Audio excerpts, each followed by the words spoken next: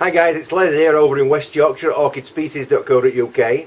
Thank you very much indeed for joining me today. Today what I'm going to be doing is looking at this little plant, which is one called Ornithophora radicans. It used to be called Sigmatolalix radicans, and it's one that comes from Brazil. And it's a miniature plant, as you can see. That's a full-size plant. That's a huge plant actually. And it has these lovely little tiny green and white and brown fragrant flowers on it. I don't know if the camera's picking those up, but they've got a lovely delicate fragrance. But when this thing is in full flower, and all of these here are old flower stems, when it's in full flower it's just covered in these little white flowers, and it kicks out such a lovely sweet fragrance. So what I'll do is split this into multiple plants, and we'll put some in pots and we'll put some in other objects. So keep watching and we'll get that done.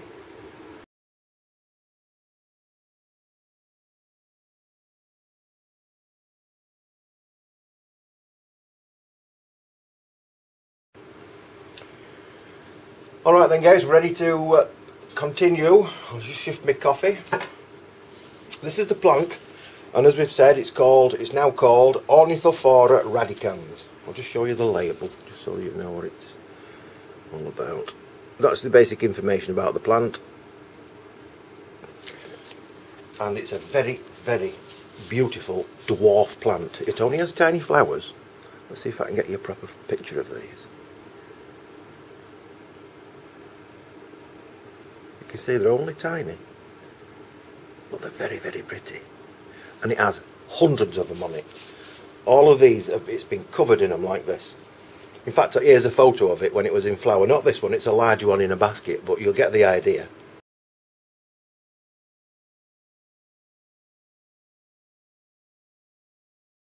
So as you can see, very impressive, and also there's a beautiful perfume comes off them, and that'll be in flower like that for probably around 3 weeks. So it's very good, you know, long-lasting flower. Now the thing with this plant is it comes from Brazil, and I think what it must do, as you can see with all these aerial roots, I think what it does in the wild is it creeps along fallen trees and rock faces and branches and stuff like that, because there's more roots outside the pot than there is in the pot. So there's not much anchoring it down. And I don't think it really matters, because like I say, in the wild these roots would be touching surfaces and it would be grasping that, and that would be its main anchor. So what I've noticed with these is that the roots that's inside the pot tend to rot off pretty easily. But like I say, it doesn't really matter, because most of them are going to end up being outside the pot. Now when we come to repot it, I'm actually going to be using these white roots that you can see on the ear. These are aerial roots. Now they will actually die off when I bury them into this bark, but before they actually die off, and during the process of dying, they will still be functioning, so they will still support the plant, and during which time it will produce more roots of its own outside the pot, and the cycle will just continue like that. So let's get this out of the pot. So I'll give it a good squeeze all the way around. Let's see what we've got. Yeah, you see there's not much in there, look. See? And just get rid of this old compost.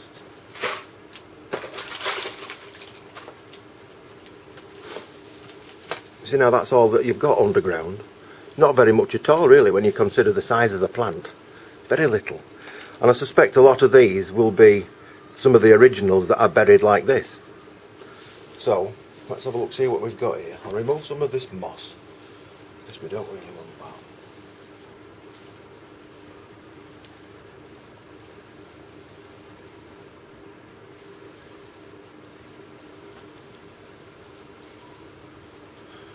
Right, so here we go. That's what we've got. What I'm going to do, I'm just going to pick out some of these dead bits, brown crispy old leaves and what have you from down inside. There's not very much, to be honest. That's pretty nice. So clearly we've got one plant there, because it's almost severed itself. So that's just pulled straight off. Now this one, I'll just wait for this helicopter to go past. What's the helicopter more or less gone.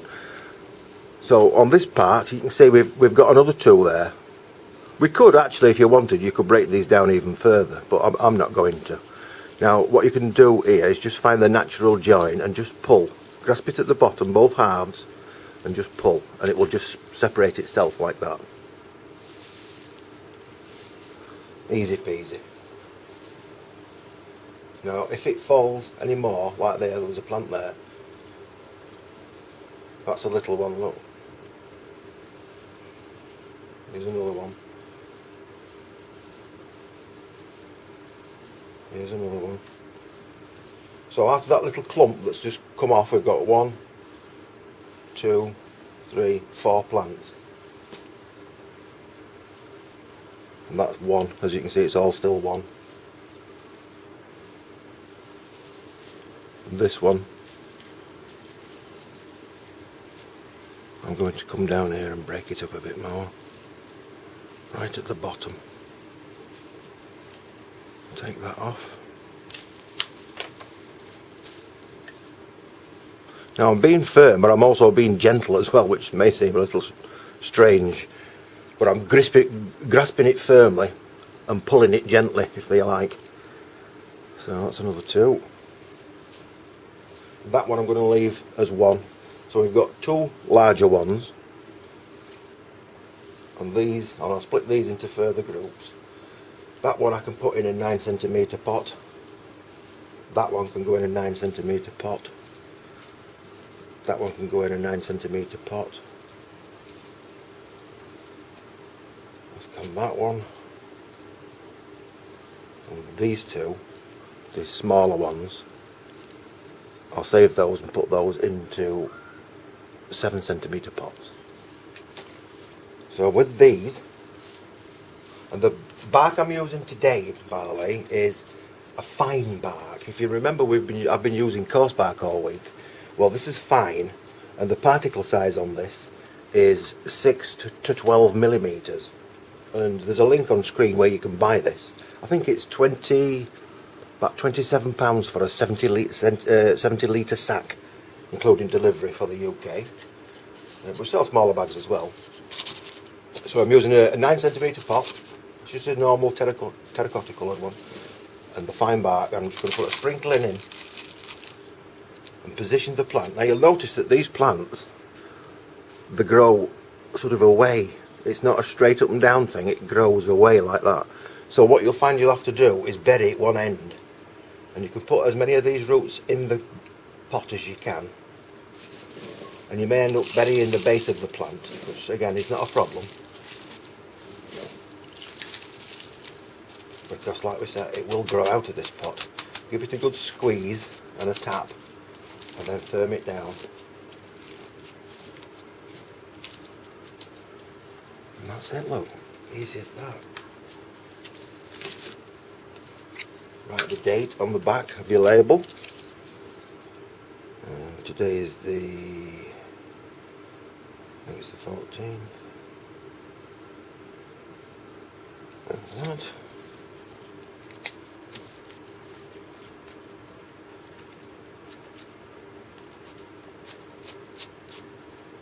There we have it. Easy as that. Now that needs a really good water, as we do normally. We give it a good drink and we tap it at the same time, and we add more water and tap it so it runs out and washes the bark itself of any debris that's stuck to it. And then that will be perfectly good in there for the next 12 months, by which time it will be back size. This is one that's been in here 12 months. It's grown that quickly. And as you can see with this one, it was in flower. We've got 1, 2, 3, 4, 5, I can see 5, 6 flower stems that's been on it this year, so very, very good. So again, very good for terrariums and such. So I'll get these potted, and then I'll put some music on while I'm doing these last few, and then I'll come back and show you what I'm going to do with these 2 larger ones.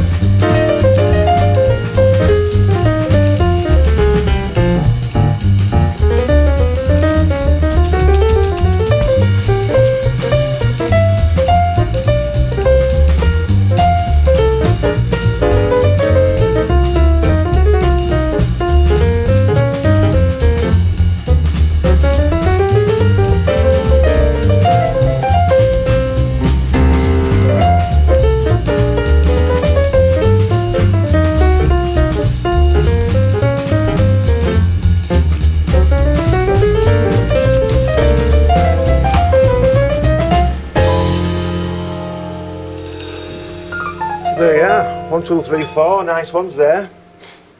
There's a couple more there. Like I say, give them a really good watering and they will be good to grow in that for a good 12 months, and they will flower next. I think they flower, well, any time during the summer really. Now then, these two, what I'm going to do, when I said other objects, what I meant was things like a basket. I'm sure you've all seen these. This is a wooden basket, it's a hardwood basket. It takes a long time for it to rot. And I've lined this particular one with some coir fibres. There's no other bark or anything going in there. And the other thing is the skulls. Now this particular skull is described as a primate skull. Now, call me old-fashioned, but there's only one primate on earth that I know with a skull like that, and it's called human. So, on the box it says primate skull. I think this skull is based on a human skull, which it clearly is, and thanks to Dr. G over there in the States, this one seems to be a male. And not only that, it's had the back of its head caved in, because this is all part of the moulding, of course. So this looks like, to me, it looks like a star fracture, so somebody's give it a club. So it seems to be based on a pygmy skull of a murder victim. Very good though, but it's good for the purposes, particularly for this plant. And what I'm going to do with that is this. This is one that I did last year. As you can see, it grows out of all the holes and everything, and it's fully rooted in there, and it flowers its little head off. As you can see, these are the old flower stems, and of course it's been in this about 12 months, and it started to grow out of the nostril here and the eye socket. So it's but interesting. So that's another one we can do. And the other skulls that they're doing that range, we sell these skulls, by the way. I think the price of these is £13.99. This is a buffalo skull, which again you can just plant up. And we've also got crocodile skulls. Isn't that fantastic? Crocodile skull. Anyway, they're all interesting objects to mount your plants on. So what I'm going to do with this one is we'll stick it in. I'll show you how I did the skull. All I did with the skull, this is going to be really silly, is lay it in like that. That's all I did with that skull, and it will just root away nicely. You've obviously got to spray it and keep an eye on it every day. Make sure it's not drying out. Make sure these bulbs are not shriveling up. But that's effectively all it is. Easy peasy. So that's one finished. I mean, how easy does that get? Now this one is slightly different. This one I'm going to poke a hole in the corner of the lining, if you like, and I'm going to have to put the base of the plant, this piece, this pointy hard bit of rhizome bit, through that hole.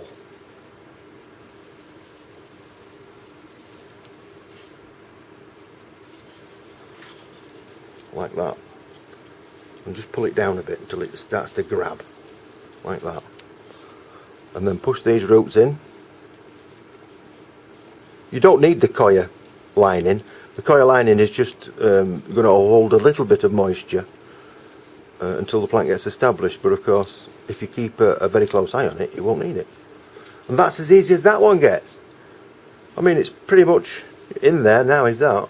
And what it will do is it will just creep this way, and it will just grow out and cover this basket completely. And obviously just put 4 wires in the corner. And don't forget to label it up again with the date, etc. So that's about it. Hope you enjoyed that. If you want any of these things, they are available on orchidspecies.co.uk. Don't forget to subscribe if you've not already, and if possible, share this video, or share it on YouTube, share it on Twitter, share it on Facebook, etc, etc. It all helps me. So thank you very much, and I'll see you next video.